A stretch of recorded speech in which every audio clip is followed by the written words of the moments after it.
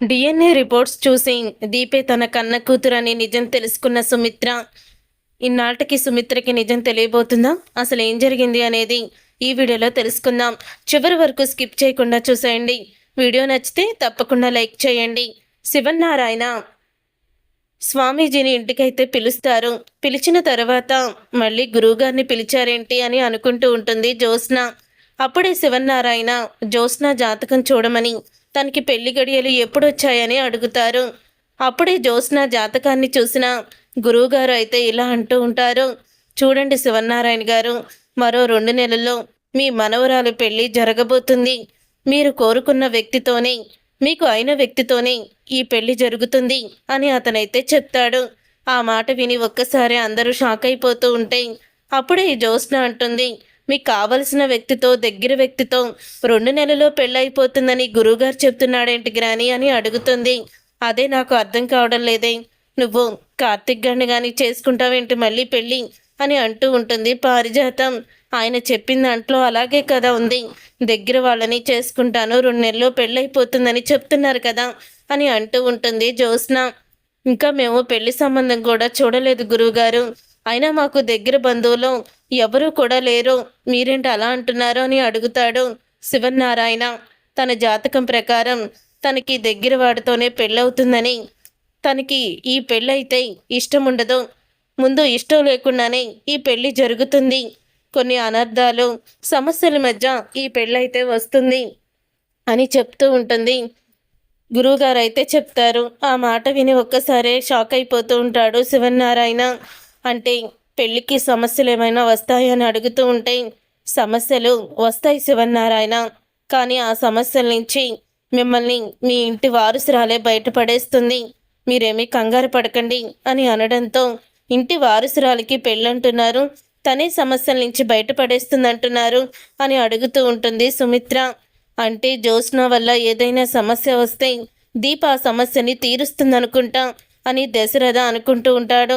దశరథ అలా అనుకున్న తర్వాత అప్పుడే ఇక శివనారాయణ ఇలా చెప్తాడు, మీరే దగ్గరుండి మా మనవరాలు పెళ్లి జరిపించాలి, మీ చేతులుగానే మీదుగానే జరగాలి అని అంటూ ఉంటే, సరేనండి అలాగే చేద్దామని ఇక అక్కడి నుంచి గురువుగారు అయితే వెళ్ళిపోతారు.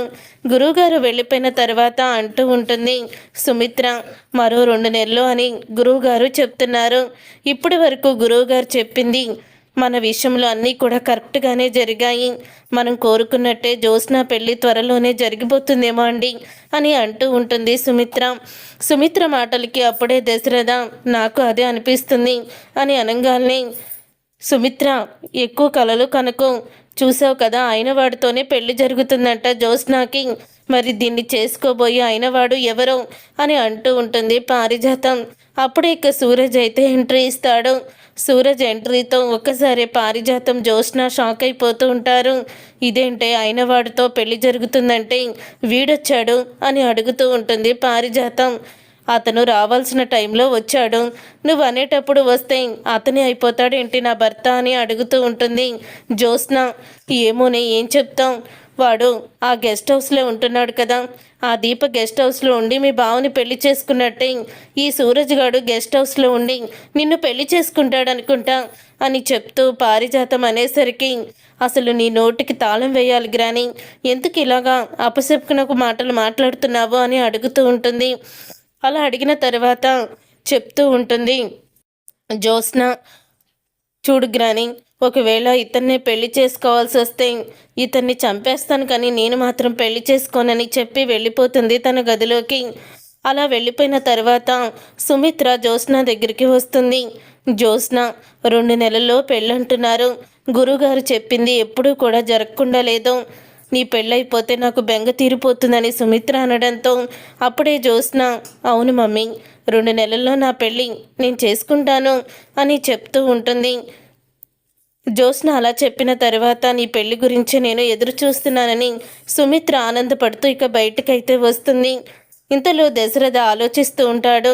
ఏంటండి గురువుగారు చెప్పిన మాటల గురించి ఆలోచిస్తున్నారా అని అంటూ ఉంటే, అవును సుమిత్ర, గురువుగారు చెప్పిన మాటల గురించి ఆలోచిస్తున్నాను, అయినా మనకి తెలిసిన వాళ్ళు అయిన వాళ్ళు ఎవరున్నారు, అయిన వాళ్ళతోనే పెళ్లి జరుగుతుందని గురువుగారు చెప్పారు, అదే నాకు అర్థం కావడం లేదు అని దశరథ అంటూ ఉంటే, అదే నేను ఆలోచిస్తున్నానని సుమిత్ర చెప్తుంది.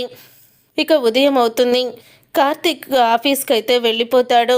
దీప, సూరజ్ కూడా వెళ్ళిన తర్వాత ఇంతలో జ్యోత్స్న వస్తుంది. జ్యోత్స్నాని అడుగుతూ ఉంటుంది దీప, నిన్న నీకు ఒక ఫైల్ ఇచ్చాను, ఆ ఫైల్ తీసుకొచ్చావా అని జ్యోత్స్నాని అడగడంతో, సారీ మేడం, ఆ ఫైల్ నేను తీసుకురాలేదు, మర్చిపోయాను అని చెప్తుంది. మర్చిపోయానని అంత తేలిగ్గా ఎలా చెప్తావు? ఈరోజు ఆ ప్రాజెక్టుకి సంబంధించిన వాళ్ళు వస్తారు కదా, మరి నువ్వెందుకు దాన్ని తీసుకురాలేదు అని అడుగుతుంది దీప. అలా దీప అడిగిన తర్వాత అంటూ ఉంటుంది జ్యోత్స్న, ఇప్పుడే తెప్పిస్తాను అని కోపంగా బయటికి వెళ్ళి ఫోన్ చేస్తుంది సుమిత్రకి. ఏంటి జ్యోత్స్న ఫోన్ చేసావని అడుగుతూ ఉంటే, నేను ఇంట్లో ఫైల్ మర్చిపోయాను మమ్మీ, అది నా గదిలోనే ఉంది, ఆ ఫైల్ని నేను ఇక్కడ ఆఫీస్ ఎంప్లాయీని పంపిస్తున్నాను, తనకివ్వు, ఆ ఫైలు తీసుకురాలేదని పాపం సీఈఓ గారు నా మీద ఎగిరి పడుతున్నారు అని అంటూ ఉంటుంది జ్యోత్స్న. ఆ మాట విని, అది కాదు జ్యోత్స్న అని చెప్తూ ఉంటుంది సుమిత్ర. నువ్వేం చెప్పకు మమ్మీ, నేను చేసిన తప్పుకి నేను శిక్ష అనుభవిస్తున్నాను అని జ్యోత్స్న కోపంగా ఫోన్ పెట్టేస్తుంది. ఇంతలో ఆఫీస్ ఎంప్లాయీ అయితే వస్తాడు. సుమిత్ర ఆ ఫైలు ఎక్కడుందా అని జ్యోత్స్న గదిలో వెతుకుతూ ఉంటుంది. అలా వెతుకుతూ ఉండగా ఫైల్ అయితే కనిపించదు. ఆ ఫైలు మరో ఫైల్ దగ్గర ఉండడంతో ఆ ఫైలు తీసేసరికి మిగతా ఫైల్స్ అన్నీ కింద పడిపోతాయి. అప్పుడే సుమిత్ర ఈ ఫైల్ అయి ఉంటుందని ఆ ఎంప్లాయీకి ఫైల్ ఇచ్చేసి, జ్యోత్స్న గదిలో ఫైల్స్ అన్నీ కింద పడిపోయాయి, వెళ్ళి చూసొస్తాను అని ఆ ఫైల్స్ అన్నీ కూడా తీయబోతూ ఉంటే డిఎన్ఏ రిపోర్ట్స్ అయితే కనపడతాయి. ఇదేంటి, ఈ డిఎన్ఏ రిపోర్ట్స్ ఎవరివి, ఈ ఫైల్లో ఉన్నాయని చూస్తుంది. అలా చూసిన తర్వాత ఓపెన్ చేసి చూసేసరికి షాక్ అయిపోతూ ఉంటుంది సుమిత్ర. దీప డిఎన్ఏ రిపోర్ట్స్ తన డిఎన్ఏకి మ్యాచ్ అయినట్టు దాంట్లో ఉంటుంది.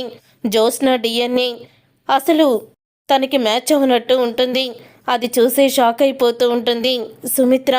ఇక షాక్ అయిపోతూ, ఇదేంటి, కన్న కూతురైన జ్యోత్స్న డిఎన్ఏ నాకు మ్యాచ్ అవ్వలేదు, కానీ దీప డిఎన్ఏ మ్యాచ్ అయ్యింది, అంటే దీప నా కన్న కూతురా అని షాక్ అయిపోతూ ఉంటుంది. దీప నా కన్న కూతురైతే మరి జ్యోత్స్న నాకు బోన్ మ్యారో ఇచ్చింది, మరి ఎలా ఇచ్చింది? డాక్టర్ ఆ రోజు జ్యోత్స్నకు కూడా ఆపరేషన్ చేశారు, ఇదేంటో కనుక్కోవాలని డాక్టర్ దగ్గరికి అయితే వెళ్తుంది సుమిత్ర. డాక్టర్ దగ్గరికి వెళ్ళి ఆ డిఎన్ఏ రిపోర్ట్స్ని చూపిస్తుంది. ఏంటి డాక్టర్ ఇదంతా? దీపే నా కన్న కూతురని డిఎన్ఏ రిపోర్ట్స్ చూపిస్తున్నాయి, కానీ జ్యోత్స్నకి ఆపరేషన్ చేసి నాకు బోన్ మ్యారో ఆపరేషన్ కూడా చేశారు మీరు, ఇది ఎలా సాధ్యం అని అడుగుతూ ఉంటుంది సుమిత్ర. అప్పుడే ఇక మీకు నిజం తెలిసిపోయిందని నాకు అర్థమైంది సుమిత్ర గారు, ఆ రోజు మీకు బోన్ మ్యారో ఇచ్చింది దీపే, జ్యోత్స్న కాదు అని నిజాన్ని బయట పెడుతుంది డాక్టర్.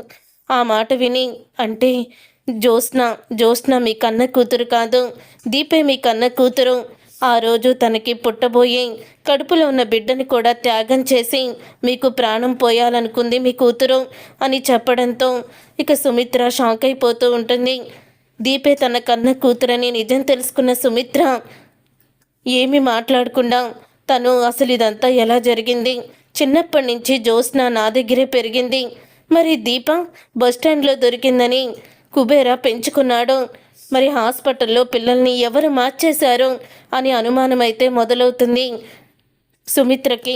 చూసారుగా ఫ్రెండ్స్, రాబోయే కథలో ఖచ్చితంగా ఇలాగే జరగబోతుంది. మరి సుమిత్ర కార్తిక్ని పిల్లలు ఎలా మారిపోయారు ఏంటనేది నిలదీస్తుందాం. అసలు ఏం జరగబోతుందనేది రాబోయే కథలో తెలుసుకుందాం. ఈ వీడియో మీకు నచ్చితే తప్పకుండా లైక్ చేసి ఛానల్ని సబ్స్క్రైబ్ చేసుకొని పక్కనే ఉన్న గంట సింబల్పై ఆలని క్లిక్ చేయండి.